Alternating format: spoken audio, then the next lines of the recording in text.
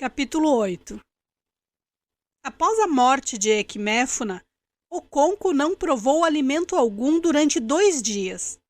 Bebia vinho de palma da manhã à noite e tinha os olhos injetados e ardentes, como os de um rato quando é agarrado pelo rabo e espatifado de encontro ao solo. Chamava o filho no oiê para sentar-se junto a ele, em seu obi. Mas o garoto tinha medo do pai, e logo que o via cochilar, escapulia da cabana. Oconco não dormia de noite. Procurava não pensar em Equiméfona. Quanto mais, porém, se esforçava para isso, mais o menino não lhe saía da cabeça. Uma noite, levantou-se do leito e pôs-se a vagar pelo compound. Estava, contudo, num tal estado de fraqueza que as pernas mal o sustentavam. Sentia-se como um gigante bêbado tentando caminhar com as patas de um mosquito. De vez em quando, um arrepio gélido descia-lhe pela cabeça abaixo e se espalhava por seu corpo todo. No terceiro dia, pediu à segunda mulher, Ecuefe, que lhe assasse algumas pacovas. Ela preparou-as do jeito que ele gostava, com fatias de peixe e feijão-manteiga. Há 2 dias que o senhor não come, disse-lhe a filha, Exina, ao trazer a comida e colocá-la diante dele. Por isso deve comer até o fim. A menina sentou-se com as pernas estendidas. Oconco principiou a comer, sem prestar atenção ao que fazia. Ela devia ter nascido menino, pensou, contemplando a filha de 10 anos. Passou-lhe um pedaço de peixe. Vá buscar um pouco de água fresca para mim, pediu. Exina, ainda a mastigar o peixe, saiu correndo da cabana. Logo depois voltou com uma cabaça de água fresca, tirada do pote de barro que havia na choça da mãe. Oconco tomou-lhe a cabaça das mãos e bebeu a água sofregamente. Comeu mais alguns bocados de banana e empurrou a tigela para um lado. Traga aqui o meu saco, pediu, e Exina foi apanhar a bolsa de pele de cabra num canto afastado da cabana. O pai começou a apalpar o interior do saco à procura de sua garrafa de rapé. O saco era bastante fundo, o que o obrigava a enfiar o braço inteiro dentro dele. Continha outras coisas além da garrafa de rapé. Continha um chifre de beber e uma cuia, e os 2 objetos entrechocavam-se, enquanto ele remexia no saco. Quando conseguiu encontrar a garrafa, tirou-a do saco e bateu-a várias vezes levemente contra o joelho. Pôs um pouco de rapé na palma da mão esquerda e lembrou-se de que não tinha tirado do saco a colher de rapé. Tornou a remexer no saco e dele retirou uma colher de marfim, pequena e achatada, com a qual levou o pó castanho às narinas. Com uma das mãos, Exina pegou a tigela de comida e com a outra a cumbuca vazia, e regressou à cabana da mãe. Ela deveria ter nascido menino, tornou a pensar Oconco. E ao lembrar-se novamente de Equiméfona, estremeceu. Se ao menos pudesse se ocupar com algum trabalho, talvez fosse capaz de esquecer. Mas aquela era a estação do descanso, entre a colheita e o plantio. A única tarefa que os homens executavam naquela época do ano era recobrir os muros de seus compounds com novas folhas de palmeira. E isso ele já havia feito. Terminara esse serviço justamente no dia em que os gafanhotos apareceram, quando então trabalhara de um lado do muro, ajudado do outro por Equiméfona e Noie. Desde quando você se transformou numa velha trêmula? Perguntava Oconco a si mesmo, mentalmente. Logo você, que é conhecido em todas as 9 aldeias por sua coragem na guerra? Como é possível que uma pessoa que matou 5 homens no campo de batalha se desmorone só porque acrescentou um menino às suas vítimas? Oconco, decididamente você virou mulher. De um salto, ficou de pé, pendurou o saco de pele de cabra no ombro e saiu para visitar seu amigo Obierica. Obierica estava sentado do lado de fora, à sombra de uma laranjeira, entretecendo palmas de ráfia.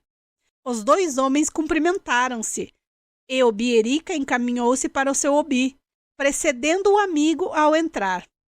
Pretendia ir visitá-lo assim que eu terminasse aquele telhado de sapê, disse, sacudindo os grãos de areia que se tinham grudado às suas coxas.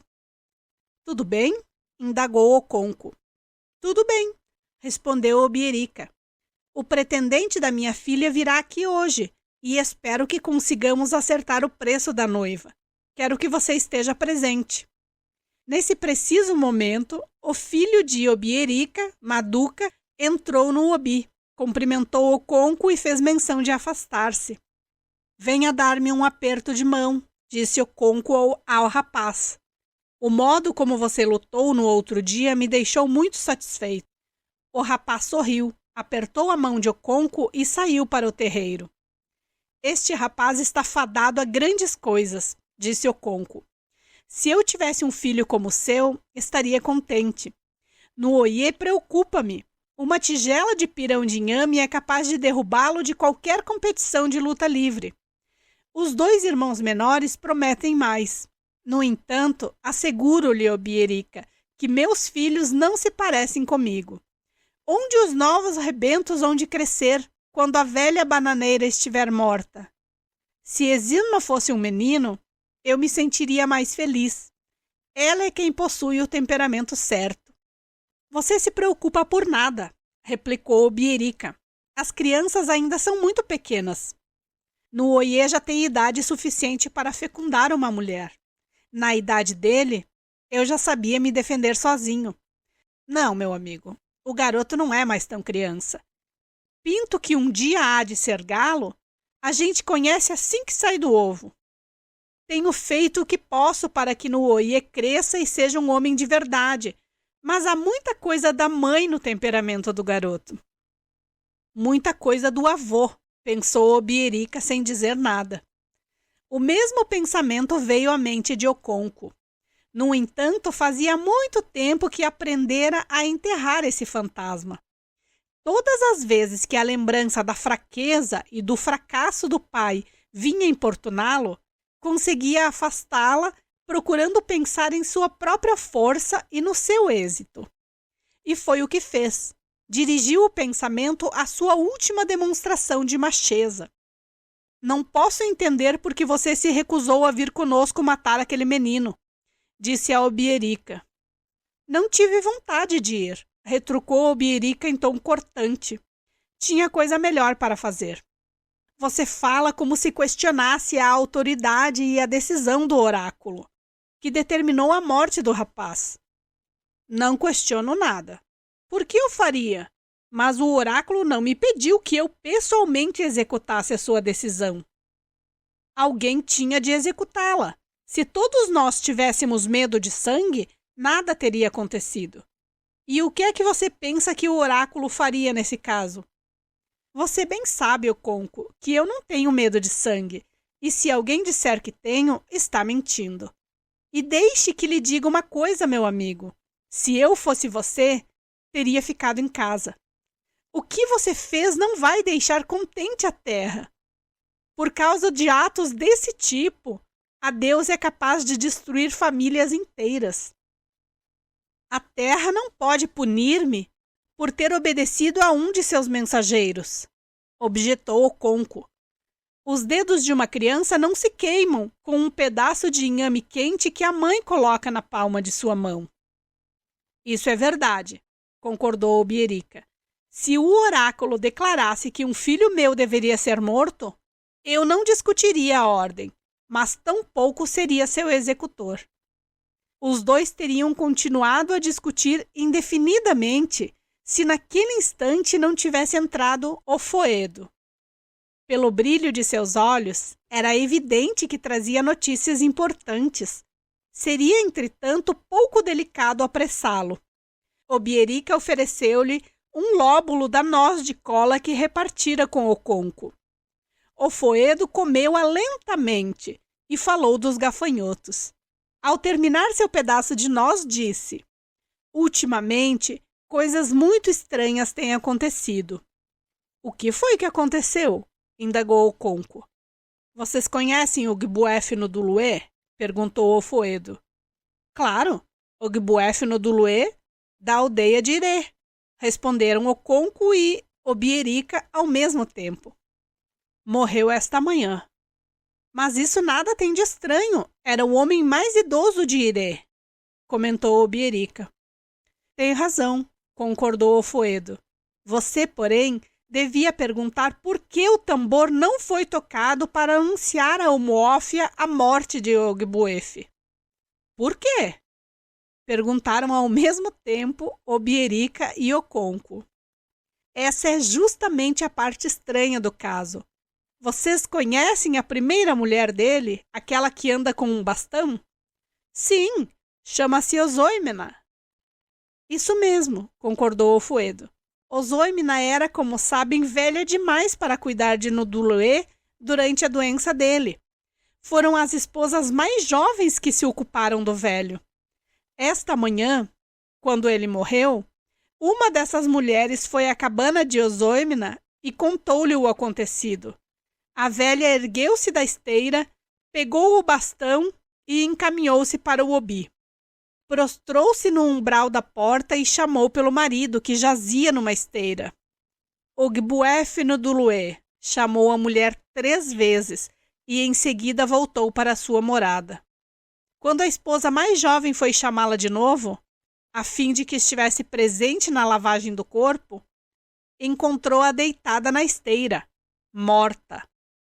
Realmente é muito estranho, afirmou Oconco. Terão de adiar o funeral de Noduluê até a mulher ser enterrada. Por isso é que não se tocou o tambor para anunciar ao povo de Umuófia o ocorrido. Sempre ouvi dizer que Noduluê e Ozoimena eram muito unidos, comentou Obierica. Eu me lembro que, quando eu era pequeno, havia uma canção que falava dos dois. Tudo que o marido fazia, ele contava à mulher. Eu nunca soube disso, afirmou Oconco. Sempre julguei que ele tivesse sido um homem forte na juventude. E realmente foi, disse Ofoedo. Oconco abanou a cabeça com ar de quem duvida. Era ele que, na época, chefiava o povo de Umuófia na guerra, rematou Obierica. Pouco a pouco, Oconco voltou a sentir-se o mesmo homem de antes. Tudo de que necessitava era ter a mente ocupada.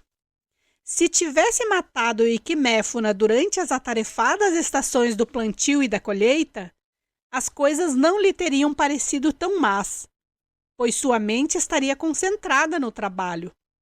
Oconco não era homem de pensamento, e sim de ação. E na falta de trabalho, conversar era o melhor remédio. Logo depois que Ofoedo saiu, Oconco pegou seu saco de pele de cabra e preparou-se para partir, dizendo: Preciso voltar para casa e tirar meu vinho de palma para hoje à noite. Quem é que sangra as árvores mais altas para você? Perguntou Obierica. O Mesulique, respondeu Oconco. Há momentos em que eu desejaria nunca ter recebido o título de Oso, asseverou Obierica. Sinto uma dor no coração quando vejo a rapaziada matando as palmeiras a pretexto de sangrá-las. Realmente você tem razão, concordou Oconco. Mas a lei da terra precisa ser obedecida. Não sei de onde fomos tirar semelhante lei, argumentou Obierica. Em muitos outros clãs não se proíbe os homens que possuam título de subir nas palmeiras. Aqui dizemos que eles não podem subir nas árvores altas, mas podem sangrar as mais baixas, desde que o façam com os pés no chão. Isso me faz lembrar o caso de Dimaragana, que nunca emprestava sua faca para que se cortasse carne de cachorro, porque cachorro era um tabu para ele, mas se oferecia para fazê-lo com os próprios dentes. Acho certo que em nosso clã se tem o título de Oso em tão alta estima, replicou Oconco. Nos outros clãs que você mencionou, esse título está tão por baixo que qualquer mendigo o recebe. Eu estava brincando, disse Obierica. Em Abame e Aninta, o título vale menos de 2 cauris. Qualquer um usa o cordão do título ao redor do tornozelo, e não o perde nem quando rouba. Essa gente, sem dúvida nenhuma, conspurcou o título de oso. Acrescentou o cônco, levantando-se para partir. Meus futuros parentes devem chegar em breve, disse Obierica. Voltarei o mais depressa possível, prometeu o cônco, olhando a posição do sol. Quando o cônco regressou, havia 7 homens na morada de Obierica. O pretendente era um jovem de uns 25 anos, e com ele estava o pai e um tio. A família de Obierica fazia-se representar por seus 2 irmãos mais velhos e por Maduca, o filho de 16 anos.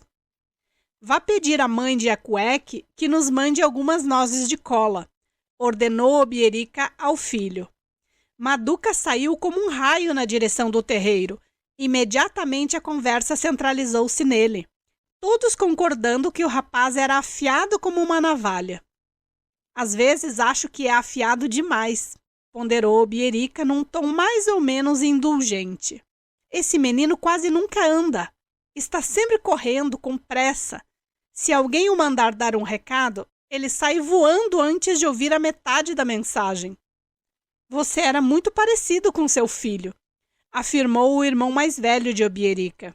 Como diz nosso povo, quando a mãe vaca está mascando grama, os filhotes ficam observando sua boca. Pelo visto, Manduca sempre esteve observando a sua boca.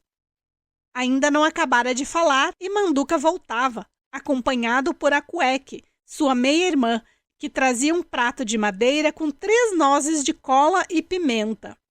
Acueque entregou o prato ao tio mais velho e depois, muito tímida, cumprimentou seu pretendente e os familiares dele com um aperto de mão.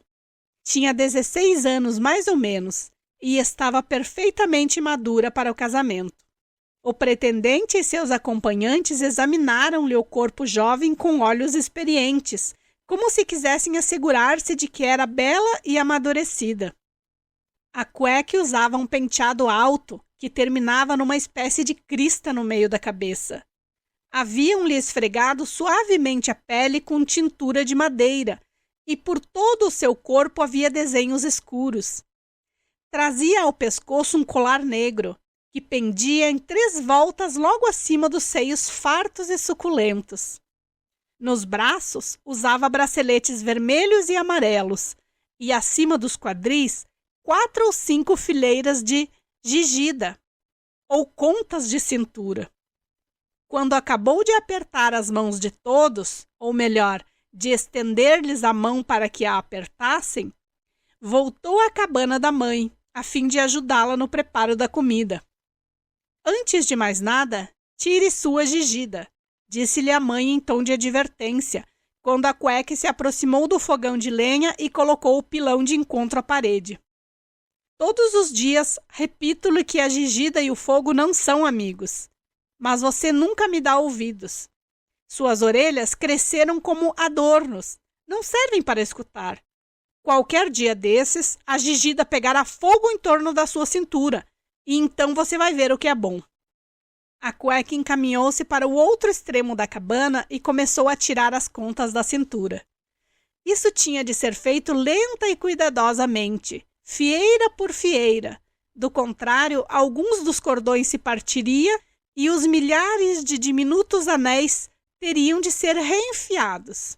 Ela fazia rolar para baixo cada uma das fieiras com as palmas das mãos, até conseguir passá-las pelos quadris, deixando-as depois cair no chão, ao redor dos pés.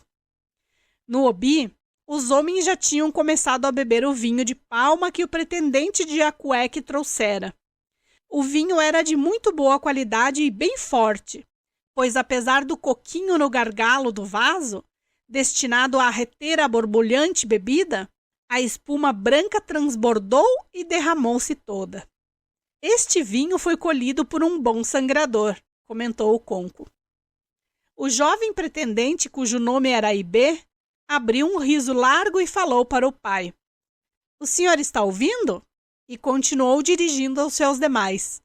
Meu pai jamais vai admitir que eu seja um bom sangrador. Ele sangrou tão bem 3 de minhas melhores palmeiras que as matou, respondeu o pai Okegbu. Isso aconteceu há 5 anos, disse Ibê, começando a servir o vinho. Antes que eu aprendesse a sangrar. Encheu o primeiro chifre e deu-o ao pai. Depois, serviu os outros. Oconco tirou seu grande chifre de dentro do saco de pele de cabra, soprou nele para remover qualquer poeira que pudesse estar depositada no interior e entregou-o a Ibê, para que o enchesse. Enquanto os homens bebiam, falavam de tudo, menos do assunto que ali os reunia. Foi somente depois de acabarem todo o vinho que o pai do pretendente pigarreou para clarear a voz e anunciou o propósito da visita. Em seguida, Obierica passou-lhe um pequeno feixe de varetas. O Quegbu contou-as. São 30? Perguntou. Obierica fez um gesto de concordância com a cabeça. Por fim, estamos chegando a algum lugar, disse o Quegbu, dirigindo-se logo depois para o irmão e o filho, aos quais acrescentou estas palavras. Vamos lá fora trocar algumas ideias. Quando regressaram, o Quegbu entregou o feixe de varetas de volta a Obierica. Este contou-as, em vez de 30, havia agora apenas 15. Passou-as ao irmão mais velho, Machi, que também as contou comentando. Não pretendíamos por menos de 30, mas como dizia o cachorro da parábola, se eu me jogar no chão para brincar com você e você fizer o mesmo, tá tudo certo. O casamento deve ser uma brincadeira e não uma briga. É por isso que concordamos em baixar o preço. Ao dizer isso, acrescentou 10 varetas às 15 que já havia e devolveu o feixe ao Quegbu. E assim que o preço da noiva a cueque acabou por ser finalmente acertado em 20 bolsas de cauris, já vinha caindo a noite, quando as duas famílias chegaram a um acordo. Vá dizer à mãe de Acueque que já terminamos, ordenou Obierica ao filho Maduca. Quase imediatamente depois, entrou a mulher com uma grande terrina de fufu. A segunda esposa de Obierica veio a seguir, com uma panela de sopa, e Maduca trouxe um pote de vinho de palma. Enquanto os homens comiam e bebiam, conversavam sobre os costumes das aldeias vizinhas. Justamente hoje de manhã, disse Obierica, Oconco e eu estivemos falando de Abame e Aninta, onde mesmo os homens com um título sobem nas árvores e amassam o fufu para as mulheres. É verdade. Os costumes deles andam muito confusos. Por exemplo, eles não decidem o preço das noivas com varetas, como nós. Pechincham e negociam como se estivessem comprando uma cabra ou uma vaca no mercado. Isso é muito mal feito, concordou o irmão mais velho de Obierica. Mas acontece que uma coisa pode ser boa num lugar e ruim em outro. Em um munço, não barganham de jeito nenhum, nem mesmo com varetas. O pretendente vai trazendo bolsas de cauris, uma depois da outra, até os parentes da noiva declararem que já basta. Esse é um mau costume, pois sempre provoca brigas.